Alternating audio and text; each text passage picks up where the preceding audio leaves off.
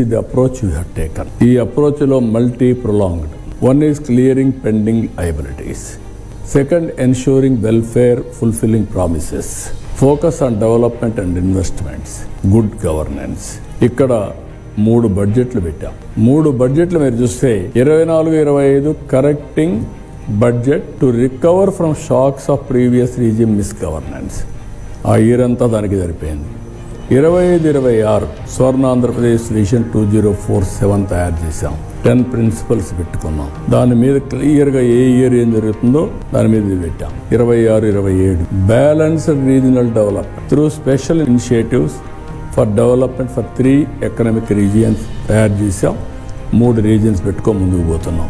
ఒక్క clearing pending bills చూస్తే 48,616 రూపాయలుంటే అది 29,259 తగ్గించాం. దగ్గర 28,000 కోట్లు పే చేశాం. 29,000 కోట్లు పే చేశాం. క్లియరింగ్ ఎంప్లాయీస్ డ్యూస్ 30,849 కోట్లు పే చేశాం. గ్రాట్యుటీస్ కానీ, CPS contribution, provident fund, APGLI schemes, medical reimbursement అన్నీ కలిపి.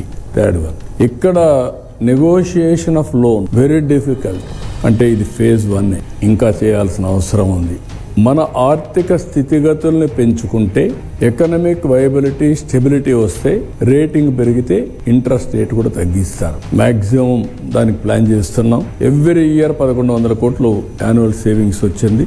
ఓవరాల్ సేవింగ్స్ 8,269 కోట్ల రూపాయలు ఓవరాల్ సేవింగ్స్ వచ్చాయి.